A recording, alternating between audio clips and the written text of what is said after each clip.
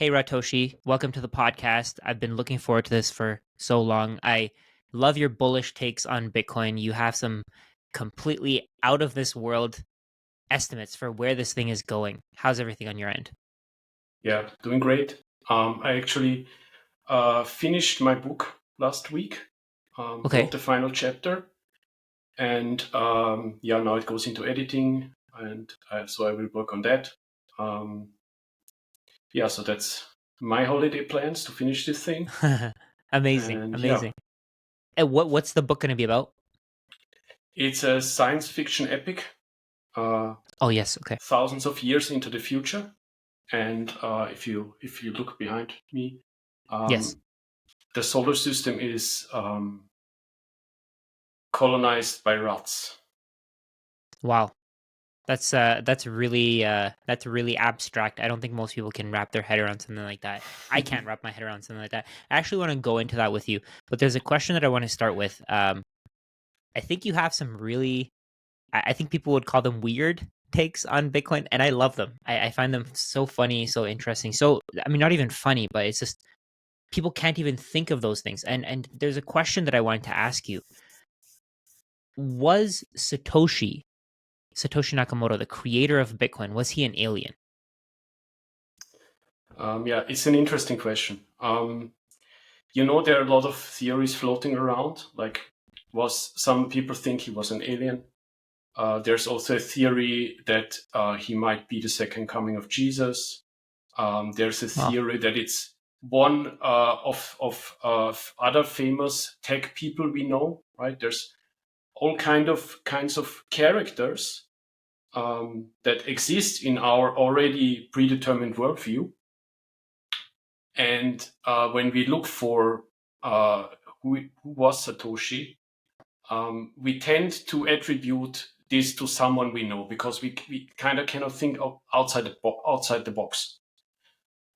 So that's how all these theories come up, because we're kind of limited in our own understanding, in our own minds. So we just also from a narrative perspective, right? I'm a science fiction author, so I think a lot about narratives. And if you want to tell a great story to someone, that story needs to be compact. That story needs to be easily digestible, right? And if you look at the history of Bitcoin, you you if you really dive deep, like how was it invented? Yes, the white paper appeared 2008 on the internet, but there were a lot of inventions predating that, right? The whole encryption stuff, the whole proof of work, this was all invented years before the white paper.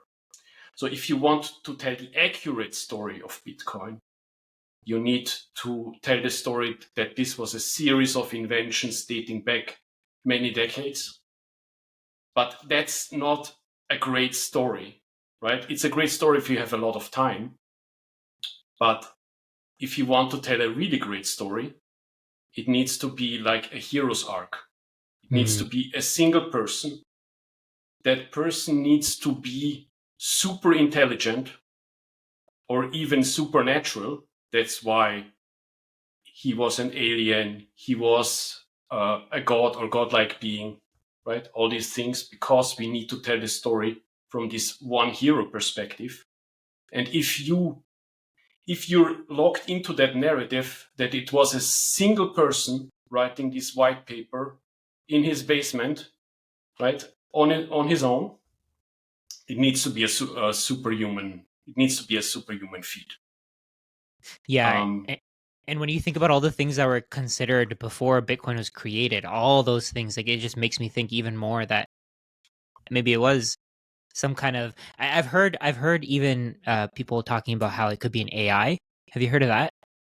yeah, I had this theory as well, because also it originated out of this financial crisis.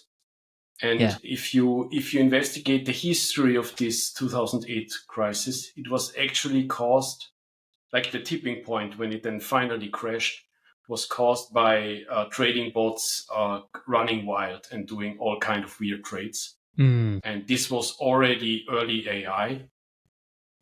So yeah, I also had the theory that actually an AI wrote this, but this is more like conspiracy land. It's not rooted in any real thoughts I have that it's plausible, but it's fun to think about it. So do you think that whoever it was, could they have maybe come back in time or something? Is that possible? Because I mean, it's actually crazy to me. Like with your book, you're talking about the world 1,000 years from now, a few thousand years from now, where it's run by rats. Do you think it could have been somebody who came back in time, um, saw where the world is going because of the fake money that we have, and then tried to completely change the future of the Earth? But that's a paradox, Oh, because okay. actually, and that's how we get into the real spacey stuff. But I have this theory that Bitcoin prevents time travel. Oh, can you explain that? So imagine we continue building out the Bitcoin network, and mining runs on basically entropy generating machines, basically machines that convert order into chaos. They turn ordered electricity, ordered energy into chaotic heat. And as we know from thermodynamics, you cannot reverse entropy. You cannot get the heat, convert the heat back into electricity. That's impossible. So if you want to reverse time, you would have to reverse this process, Oh, which you, like talking fringe physics here, in theory you could reverse it, but you need to put back in all the energy that was converted in the first place, right? So in order to roll back time, you would have to invest all the energy that was converted into entropy, which for an advanced civilization or someone far away in the future on Earth's time scale, on Earth's energy budget, if we say, okay, we stay on our current energy budget, might be possible, right? If they have multiple star systems of energy worth to invest into this, maybe they could. But Bitcoin counteracts this because it increases entropy. It incentivizes us to spend more and more and more energy to basically secure the network. And it's interesting because we're talking about security always, that Bitcoin creates this security. And if you think about it from a physics standpoint, like sci-fi physics, right? It's not real physics, but in the equations, it's possible. Then it's also creating security through space and time. So if someone finds a way to do time travel, this might be a deterrent to protect us against future time travelers like humans. But maybe there's aliens out there who also do all kinds of stuff, right? They want to influence the history of mankind. And this would be, Bitcoin makes this at least harder. I'm also thinking what you're saying makes sense because if somebody were to time travel back and they were to let's say for example we went back in time and we could buy Bitcoin much cheaper, we're basically taking it away from the people who came after us who should have had that Bitcoin, and it changes Yes. the track of the world. It changes um the where the world is going. It changes Yeah. the path that You we need to take. revert. You need to revert the whole branching Yeah. tree of events of chaos that ensured, because I don't know, Max Kaiser bought Bitcoin at 1 cent at Yeah. some point, right? If you go back in time and want to buy that Bitcoin, you would have to unroll all the events that followed. That led to your present, essentially. Exactly. Ah, okay, yeah, that makes sense. Yeah, I think that connects it. That connects the dots. So I've also seen some content from you about the Kardashev scale and how Bitcoin can actually turn humans into some of the most productive people in the world. I'm not sure if you've said this, but I've seen the Kardashev Scale content. Can you talk more about that? Yeah, so Kardashev Scale is named after Nikolai Kardashev. He was an astronomer in the 1960s. Think of him like the Russian version of Carl Sagan, right? Like in the Soviet times, he was working on the space program, doing all kinds of science around space travel. And back in that time, when the space race kicked off for the first time, when all the interesting theories were already proposed, right? What could we do if we continue this space race? Like that was the big question back then. And Kardashev thought about, okay, how could we categorize civilizations if you're talking on an interstellar scale? And the scale is very simple. Basically, Kardashev 1 means we use all the renewable resources available to Earth. So let's imagine we build out solar, because basically all the energy that's hitting Earth is solar. That would be Kardashev 1. And we're now at 0.75. It's a logarithmic scale, so that means we need to 500x our energy production to get there. Then we're at this Kardashev 1 level. Okay, so Kardashev is, I think there's Kardashev, so there's Kardashev 1, which means that you use all of the sun's energy, just to clarify, is that what that means? Yeah. Okay, what's a step Not above necessarily you're using it, but you have that energy harvesting capability, right? Mm. The using part is where it gets interesting and where Bitcoin comes into play, right? Oh yeah. Because the interesting thing about energy, you can only transform it, you cannot destroy it. If you harvest it, it's there and you need to use it. And that's something we see already today with renewable energy, that energy needs to go somewhere, right? That's why we have all these problems. That's why we can't build out renewable energy as fast as we want to, because we need a consumer for that energy. What would take so the Earth, you said, is 0.75 to 1? What would be the levels above that? So how do we get above that? How do we get past that? Kardashev 1 is Earth. Kardashev 2 is our solar system, which is effectively, we would harvest the entire energy output of the sun.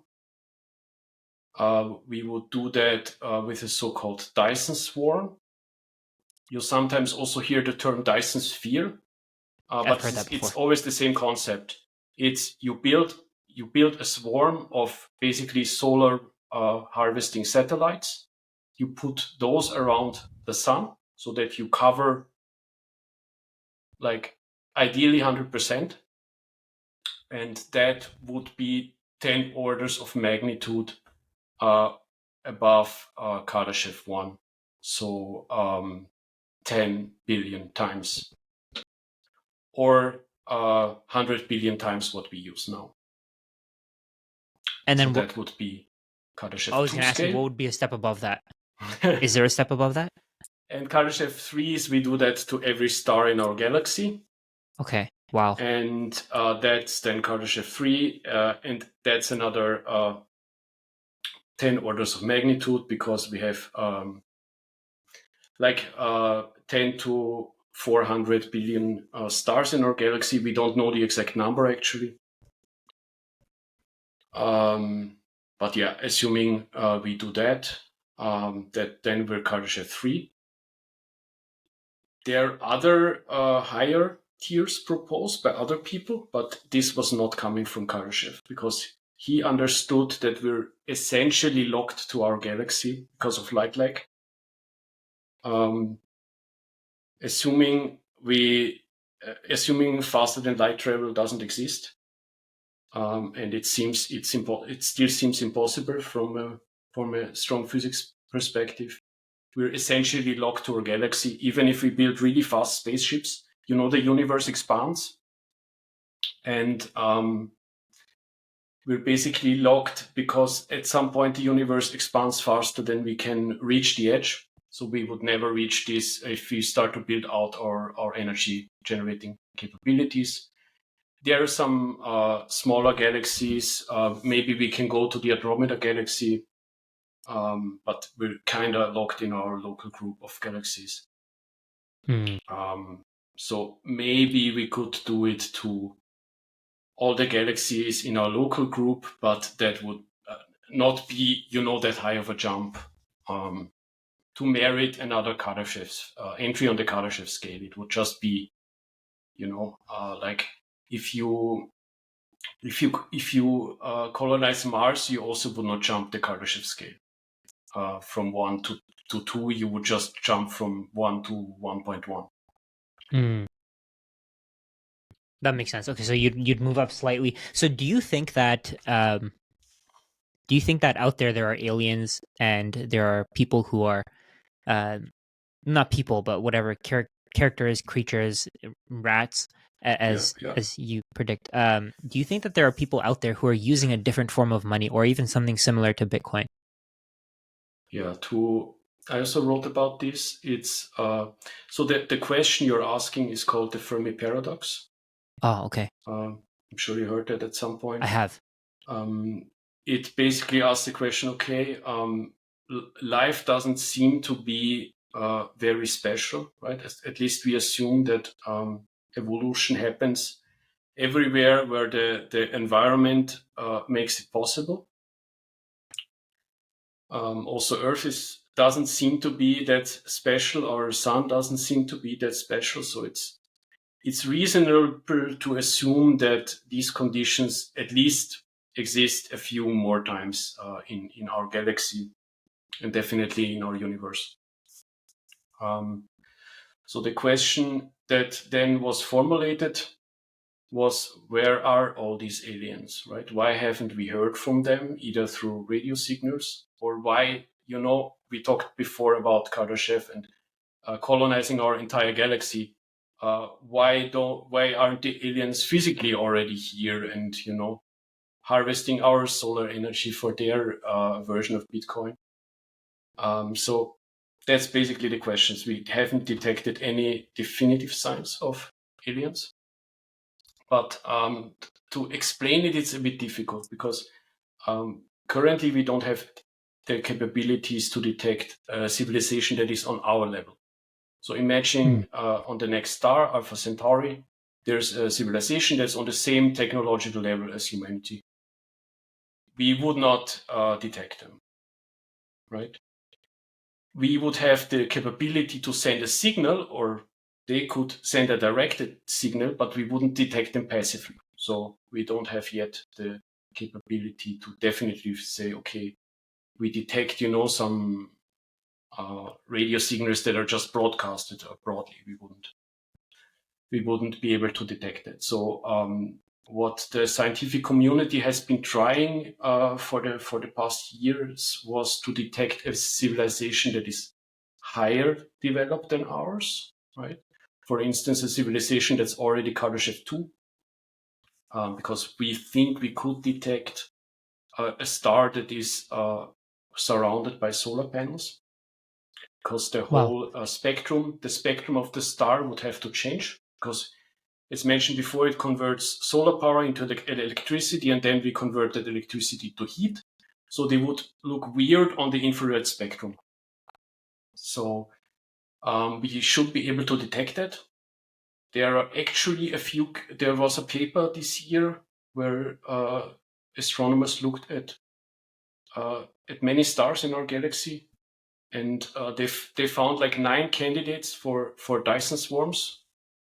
But it's not, right? It's not confirmed. It's just a theory that maybe there are 9 Dyson swarms in our galaxy. That would mean 9 or one very big civilization. So that's a possibility. But there are other possibilities, like maybe we are really alone, and other explanations. Maybe the aliens hide from us, but that's pretty hard to do. If you're advanced, you use a lot of energy, you're visible. So why should they hide from us? We're no danger to them. But I also had a Bitcoin related theory, and I think that's actually the most likely theory why we haven't heard or seen any advanced aliens yet, is that either a civilization never develops any form of energy currency. So what happens, we live in a fiat world where, like in our past 50 years where we had a fiat system, our energy production didn't go up in a meaningful way. Since then, we've been relatively flat. At least the first world countries have been flat. Other countries have started to step up, so that's why it's going up a bit, but that's only the rest of the world catching up to our level. In real terms, we haven't increased our energy production since 50 years, not significantly. And before that, before we had this fiat system, it was like exponentially rising because we had so many inventions. We went basically within 2 centuries, we went from burning coal to nuclear power, right? That was an incredible development, and then it just stopped. Because also we had no real incentive to use more energy to meet, our basic human needs, to feed ourselves and provide shelter. Like that remained pretty static. So in order to climb that Kardashev scale as a civilization, we need a reason to harvest more energy, like significantly more energy. And Bitcoin is actually the first promising thing I've seen that kind of needs this energy.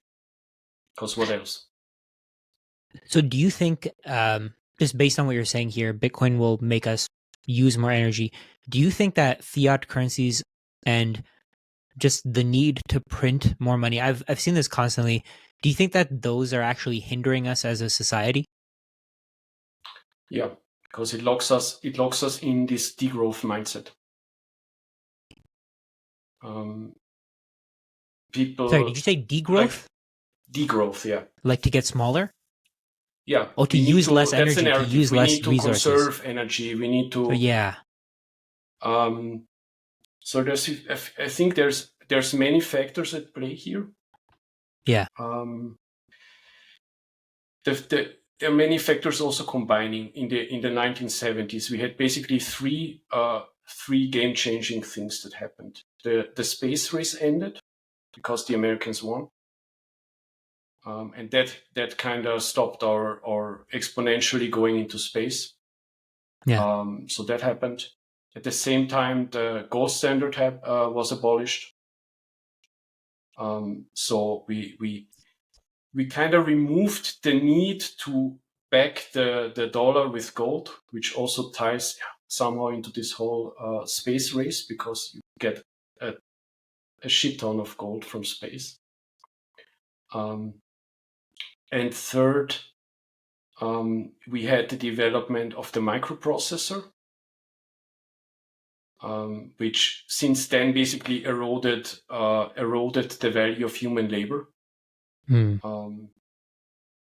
if you account for all these factors, you have a technology that requires less and less people, and you have a money that kind of supports that, because no one is working, but you can always print new money to give to the people who are not working, and every year this gets worse.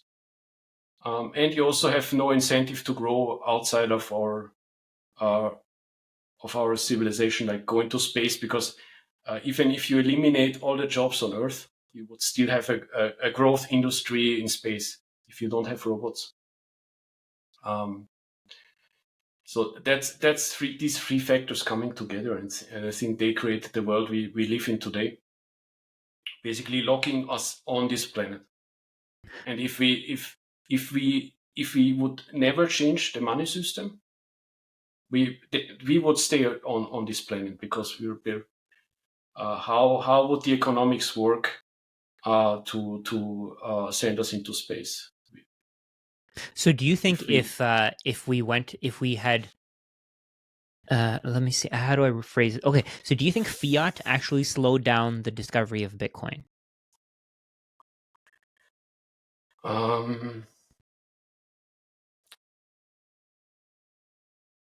You say it slowed down the discovery of Yeah, Bitcoin? so it delayed it essentially, not slowed down, but delayed it. It made it happen later because we had incentives to do things more selfishly. Bitcoin is it's un it's something that's not a selfish invention. It wasn't like even Satoshi Nakamoto, whoever mined those first few wallets, they didn't even take their Bitcoin out of the wallets, right? So it seems like this was one of the most unselfish, selfless inventions in the world.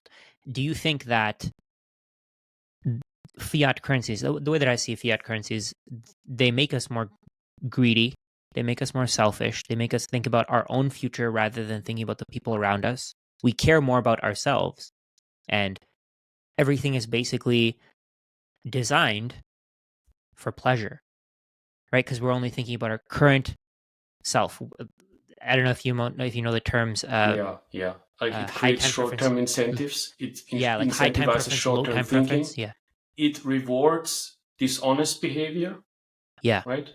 Because if I scam you today with a shitcoin, I'm done. I'm rich. I can retire, and yeah. no one can touch me, right? Unless I do it at such a level where the governments think they need to step in. But if I'm just pumping some meme coin to a few million and then exiting and maybe do this anonymously, and people have been doing this at the fiat system. This is not, that's interesting. That's not a crypto thing. That's actually a fiat thing, right? You need to make money as fast as possible for no regard for other people and exit as soon as possible.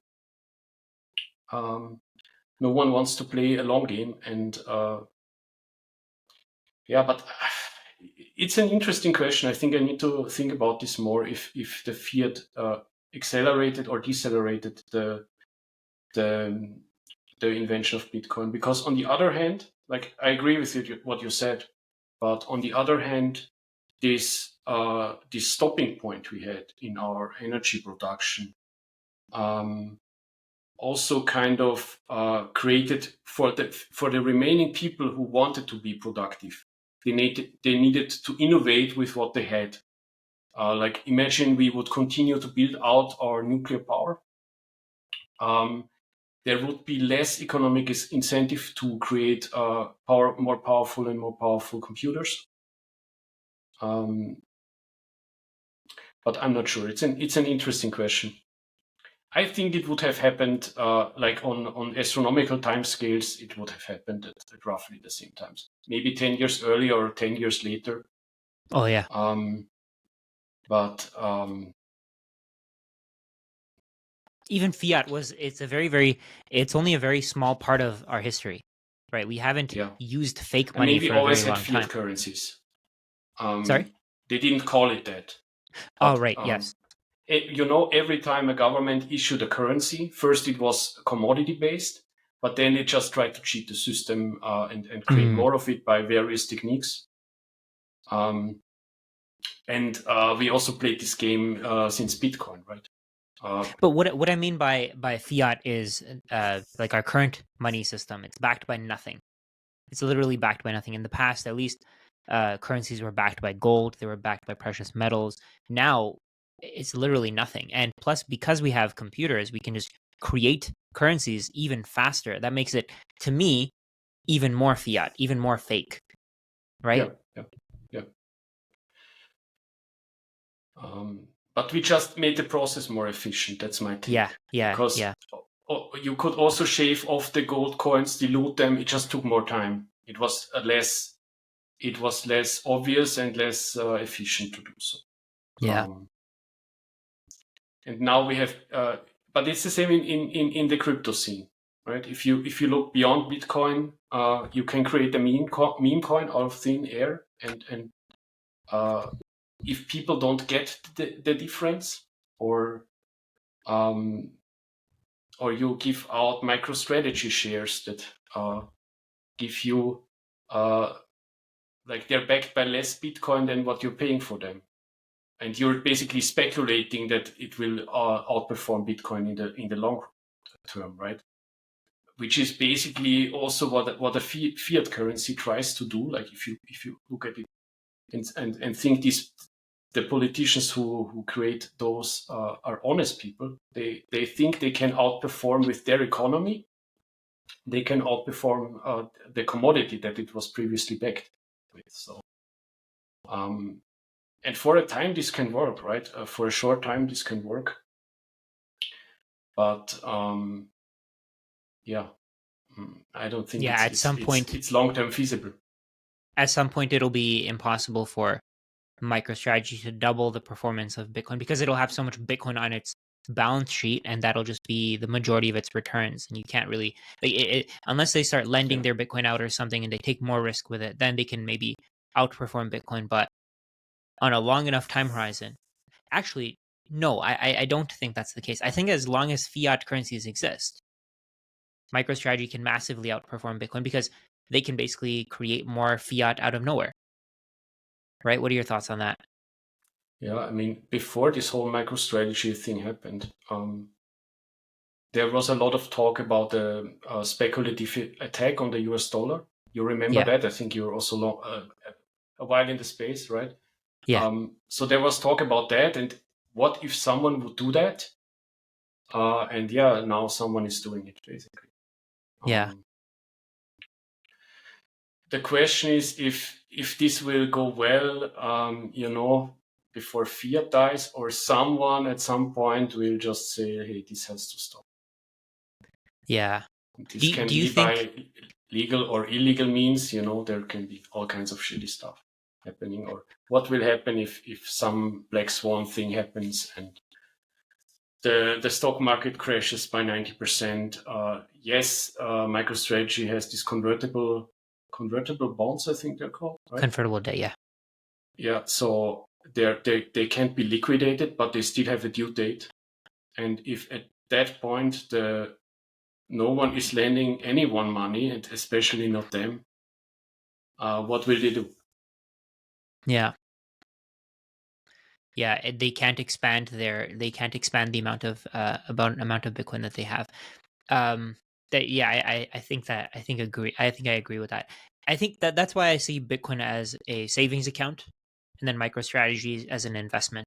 So Bitcoin is a savings account because it'll give you exactly the same thing over the next 10, 20, 30, 100, 1,000 years.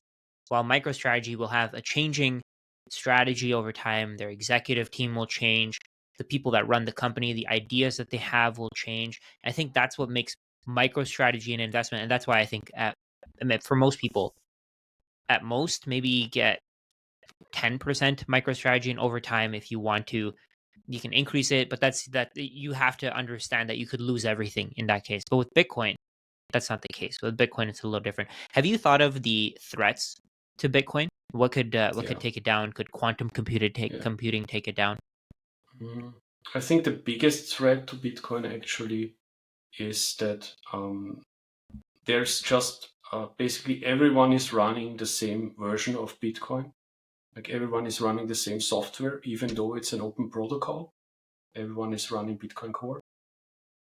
There's a small number of people maintaining that. Some of these are even anonymous. We don't know who they are. They could be state actors playing a very, very long game. We don't know it. So I think that's actually the biggest risk, because imagine there is another inflation bug hiding in Bitcoin. We had those in the past.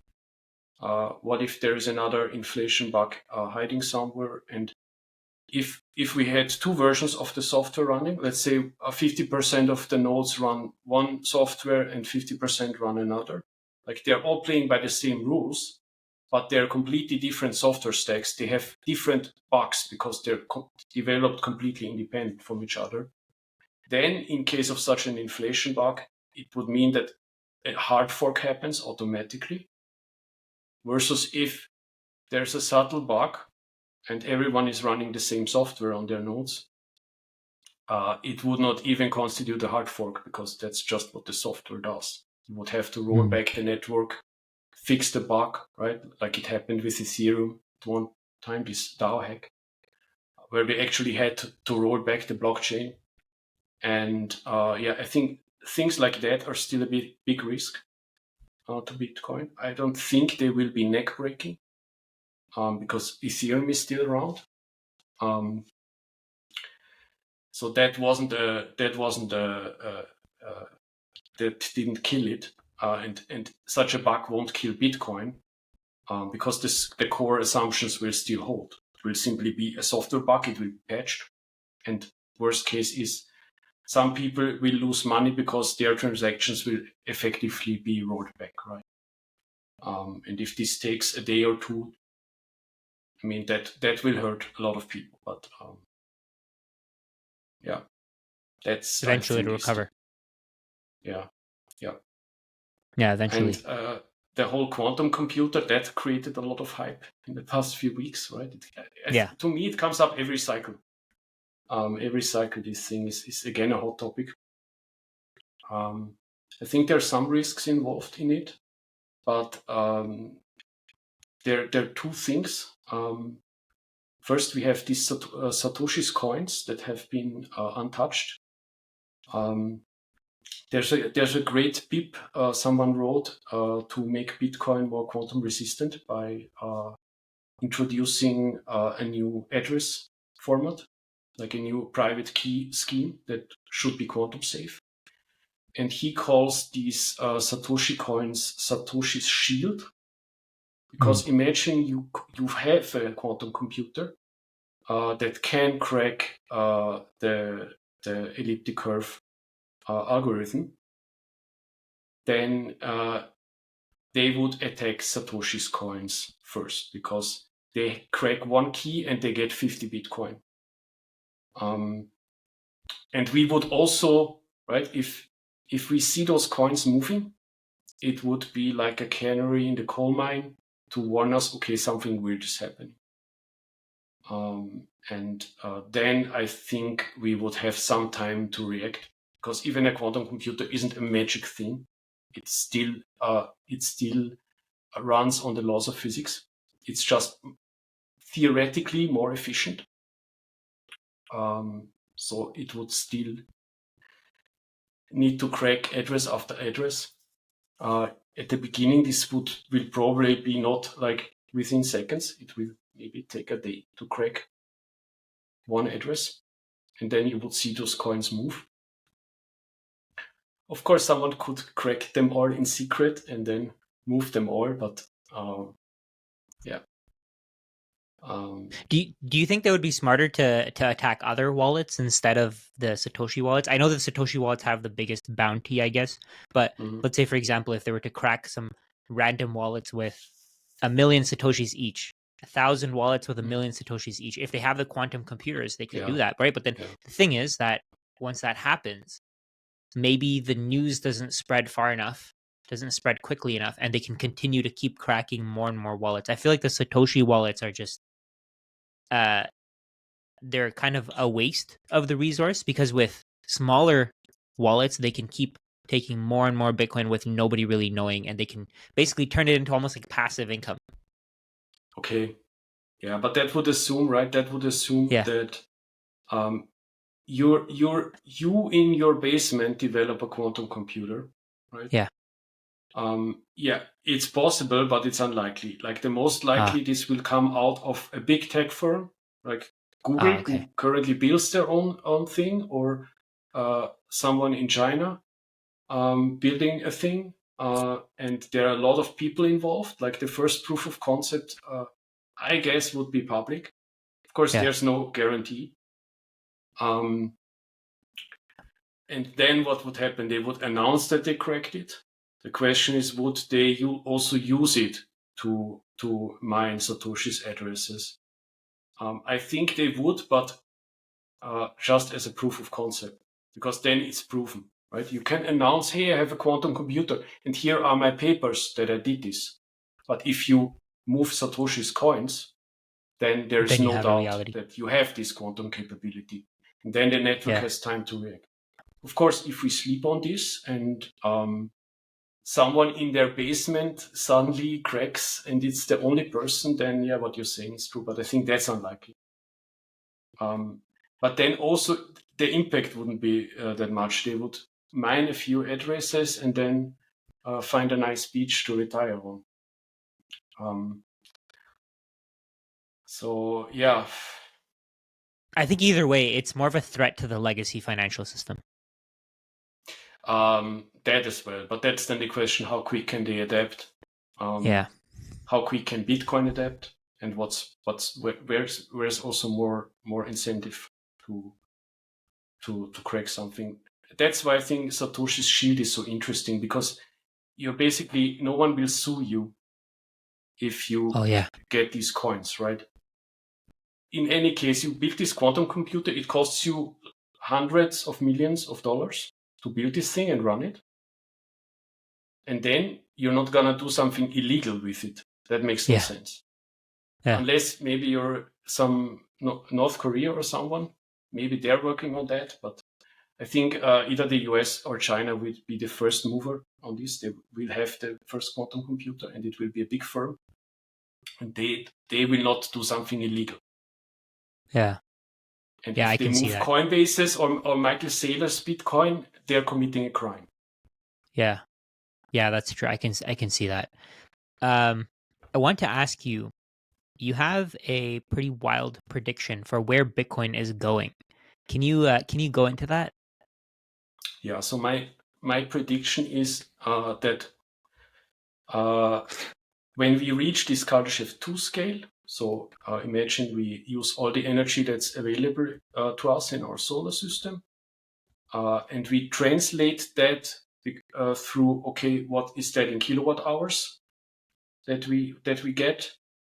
What would that mean if we convert this energy into purchasing power? And if we use that energy for mining, what would that mean for Bitcoin's price? And that would be $1 trillion per Satoshi. Wow. How did you come to that specific number? I did some calculations. It's on my X post, where it's explained. It's basically I'm deriving this from the hash rate. So I'm assuming, because the hash rate has to go up with this. And is this the post? Yeah, that's the post. Ah, perfect. It also explains the Kardashev scale a bit.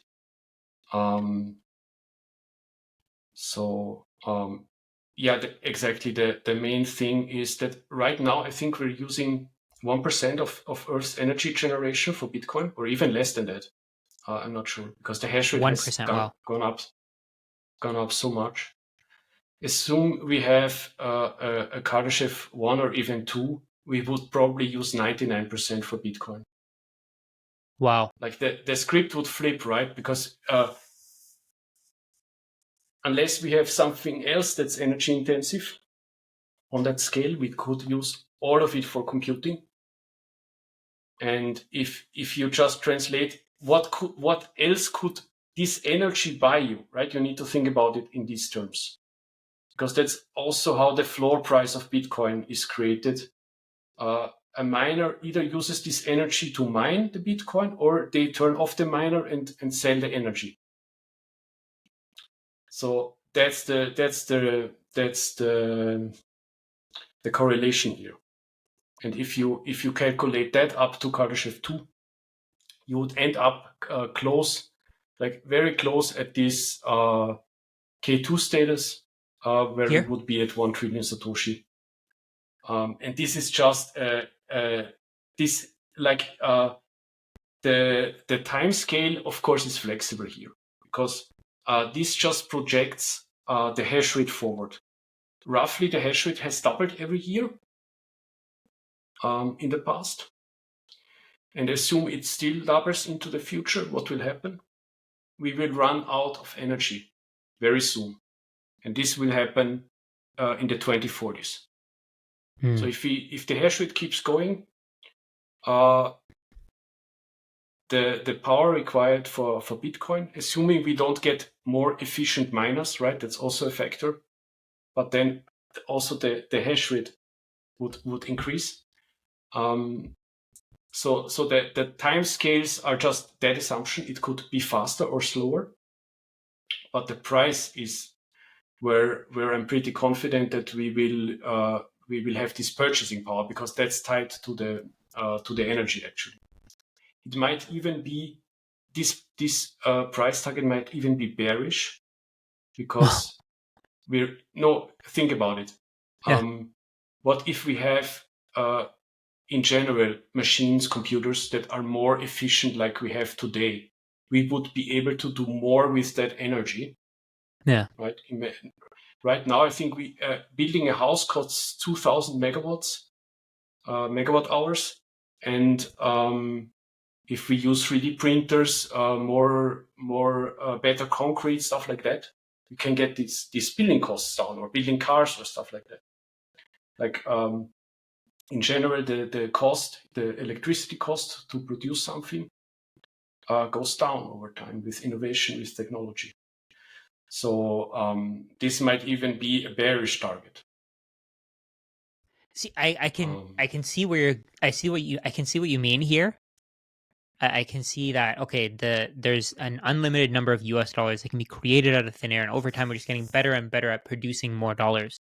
So I can see that. I can see that the price of Bitcoin will continue to go up, but it's crazy to me. Like when you think about $1 billion per Bitcoin, that's $10 a Satoshi, right? And most But people can't even think that. I'm not talking about inflation here. This model is inflation adjusted. It's Wow. like now, how much do you pay for an egg right now? It's like 50 cents or something. 20, Right? yeah, 30, 40 cents. Yeah, 50 cents, let's say. Depends on the quality of the eggs and stuff, Yeah. and where you live, but like roughly 50 cents, right? Yeah. Like think of it in these terms. How much eggs could you buy with your Satoshi now versus in 80 years, 60 years actually? Yeah, If we build out our energy, imagine we build fully automated robotic farms in space that create synthetic eggs. Yeah. Using the entire output of the sun, but you still have these 1 in a 21 million bitcoins to pay for these eggs, right? How many eggs would you get? Yeah. Like this, I always look at this chart here. This just shows you the price of eggs over time, Mm-hmm. eggs per dozen. So you can see here, Mm-hmm. in 2011, it cost 0.16 Bitcoin for a dozen eggs. Mm-hmm. Today, it costs 0.000031 Bitcoin. So that's what, 31,000 satoshis? No, Could be right. is that right? 31,000 satoshis? 3,100. Oh, 3,100. You're right. Let's switch this. Yeah, 3,053 satoshis. Yeah, and it keeps dropping. So it went from 16 million to 3,000. Yeah, this is it's insane how quickly your purchasing power can go up when you save in Bitcoin, regardless of what you're buying. And it the numbers that you were mentioning here, they sound crazy, but when you when you think about it from the perspective of everything is easier to create than Bitcoin, I mean, it makes sense. And also, like, imagine you travel back in time 15 years and you tell your past self, hey, Bitcoin will be at 100K. You would call yourself crazy. Yeah. You're like, impossible. Nothing can go up by 1,000,000x. But it's not Bitcoin that's going up. Everything else is going down. Yeah. Because Bitcoin is static. It has a small inflation, but in general, as a concept, it's static, and it's a mathematical constant for at least our solar system. And if we colonize our solar system and keep using Bitcoin to transact, like do settlement between, it's like imagine you have Earth and Mars and colonies in space and all that stuff, like the sci-fi stuff. How would you settle? What you think we would use fiat currency? No. Or would we use the thing that's perfect for this, that's energy bound, where we can be assured no one can inflate it? Yeah. So that's kind of my thesis on that. If we continue on this path, that we venture out into our solar system, like that's the if, then this bright prediction might come true. If we stay on Earth, then we will probably follow the power law, because we're on this, basically on this adoption curve, and that's logarithmically regressive. At some point, Bitcoin will just eat up a big part of the pie, right, of our whole financial system. But it ends at some point. We might go up in price, inflation adjusted, like that might happen, but it will not go much further than this hard cap of basically our economy, this 600 trillion or 800 trillion. So then that's the hard cap. But if we become spacefaring, then the sky is the limit. Yeah. And you had another, you mentioned something else, a Satoshi will buy a space station. I guess that's based on the It 1 trillion. depends when you're doing it, right? Yeah. But imagine again, if you think about the Kardashev scale, we're not even at K1, and K2 is 10 billion times more energy. Wow. So that would mean 10 billion Earths worth of economy. Once we're K1, but we're not even there, so it would probably be like 1 trillion times Earth's current economy that we could have available to us. And so then over this time, would be, so over time, the same amount of Bitcoin is just chasing more and more and more goods. That's pretty much your thesis. pretty much, but it's to me it's not so much about goods, because I think we will hit post scarcity very soon, right? We have AI that's removing basically all human labor. Yeah. We will have abundance basically for our basic needs, but we would still have scarcity, because we're kind of limited still by the speed of expanding and doing stuff. Imagine we say, okay, everyone, like imagine we have this glorious AI future where no one has to work, and your basic needs, housing, food, everything is provided for you. But some people still want to do more than that. I think that's human nature. And then we have let's say we have the technical capabilities to go to Mars. Maybe we can send 1 million people there, but we cannot send every human there. So we still have scarcity in that regard. So the frontier there will always be scarcity on the frontier. And that's where this space station idea comes in. If you want to be the king of your space station, you will probably not get it from a UBI. Yeah. Like a Fiat system, UBI, CBDC will not give you a private space station. It will probably not even give you a mansion. It will just provide for your basic needs, and that's it. You will be just a studio. Yeah. A studio apartment. Something like that, right? Yeah. It depends what happens, but it will be hard. It will be harder than it is now to have considerably more than your peers. Like that's the thought I have, because makes now sense. it's fairly easy to outperform everyone else if you really hustle. You can be like 10 times better than the people you grew up with. But if you live in the CBDC world, this will get harder because there will be no demand for work. Yeah. So if you then have something that's scarce, that's undilutable commodity, then these frontier worlds maybe open up to you, and you can depends what's possible then, right? But Yeah. at some Yeah. point, why not be your king of your private space station with an That's army it. of robots? Citadels. But yeah. Yeah, that makes sense.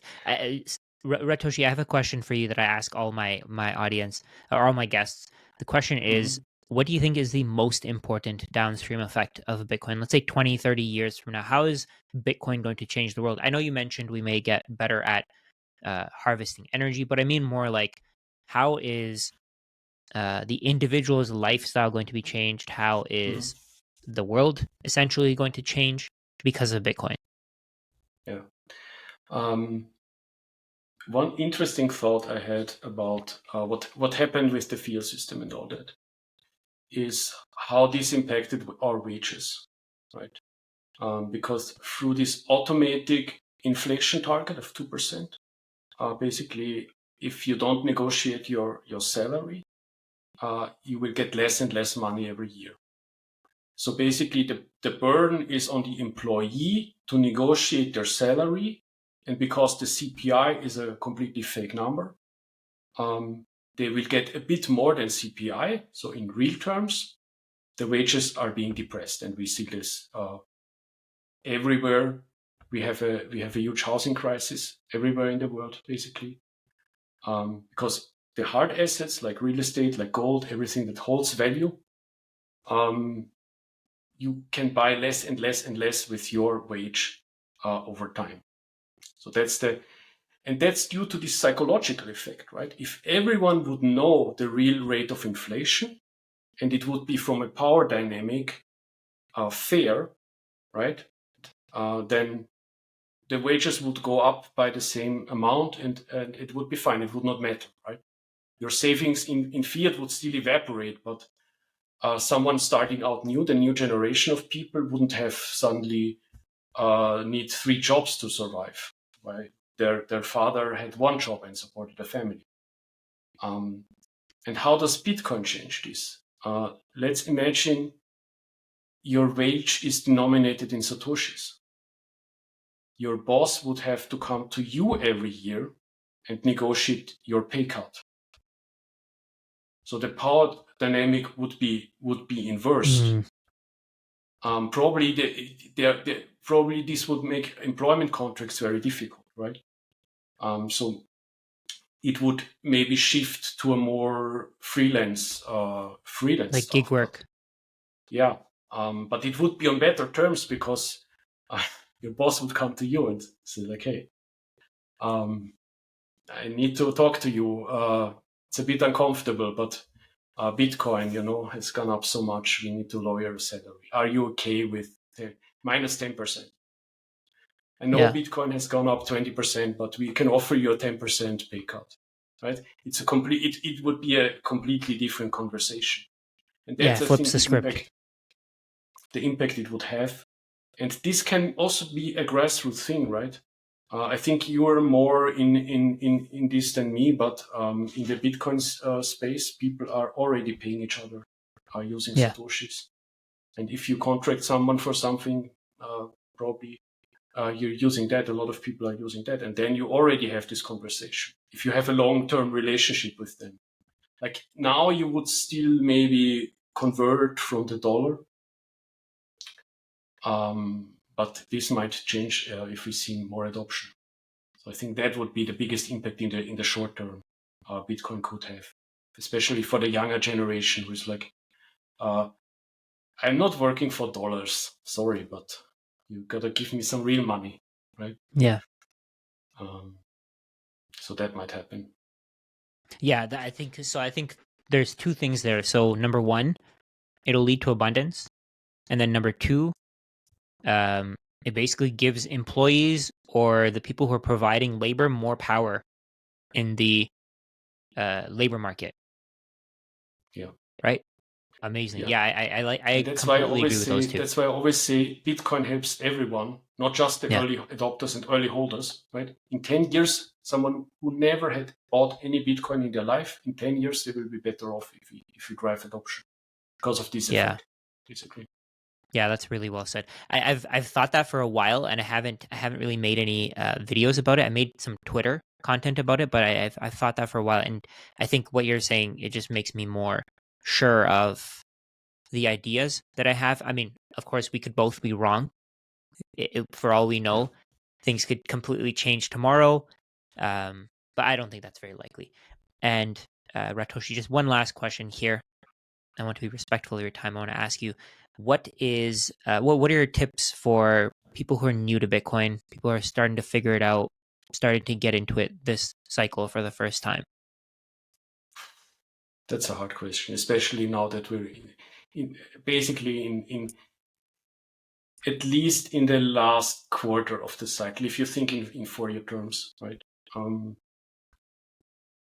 I would, interestingly, that's why I think we're still early. In my private cycle, no one has reached out to me yet.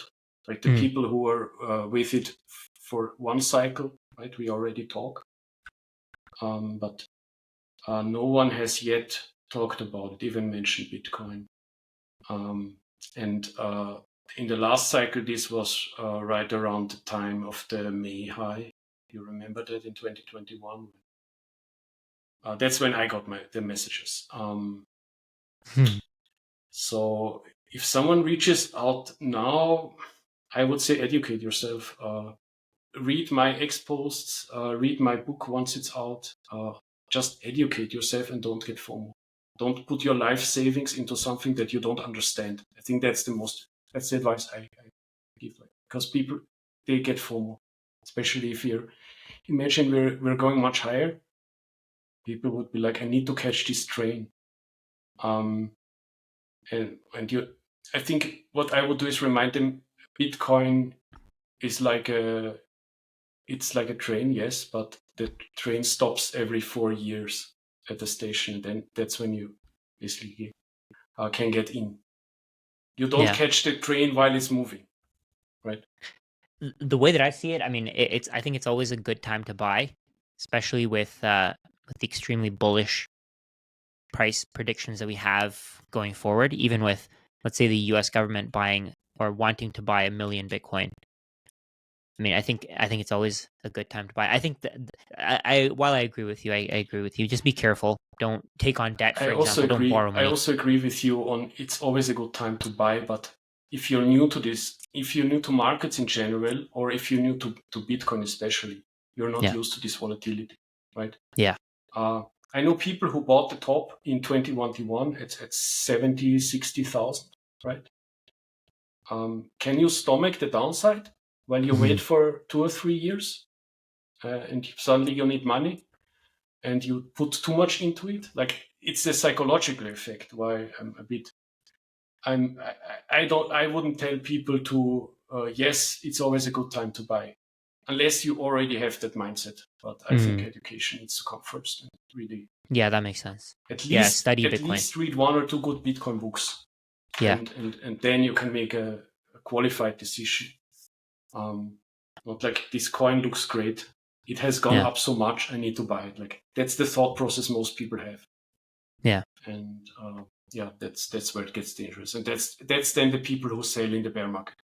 Yeah. That's really good advice. I think that's pretty sound advice. Just keep calm. Don't FOMO in. Don't just buy because you think it's going higher. It may, for all we know, 107K was the peak, and it's going to start coming down now. Nobody really knows. Nobody can really tell you what's going to happen in the future. But just calm down. Buy whenever you feel buy when you feel comfortable knowing that you could be wrong for the next 3 to 4 years or even longer. or even longer. Exactly. Yeah. Yeah. Yeah. Very But well that's in said. general. I mean, you have an investing background, right? That was always good advice for any asset. Just continue buying over time. That's it. Yeah. Right. Over time, continue buying, keep dollar cost averaging. Make sure you have at least a 4-year time horizon. Longer is much better. I think those are the keys. Perfect. Ratoshi, that was great. I feel like that blew my mind. I learned so many new things. Learned more about the Kardashev scale. Hadn't really thought of that before in relation to Bitcoin. I want you to actually plug yourself. I know people probably found some great ideas in what you were saying here. Can you just tell people where they can find you? Yeah. So I'm primarily on X. The handle is Ratoshi21. That's where I mostly interact with the community. As mentioned, I'm also working on a science fiction book that's most likely coming out Q1 25. We'll see. But yeah, as mentioned, it's finished, so it's just the polishing stages. So if you like science fiction in general, if you like Bitcoin, if you like rats, I'm your guy. Amazing. Thank you so much for your time, Ratoshi. I really appreciate it. Thank you for the invite. Bye.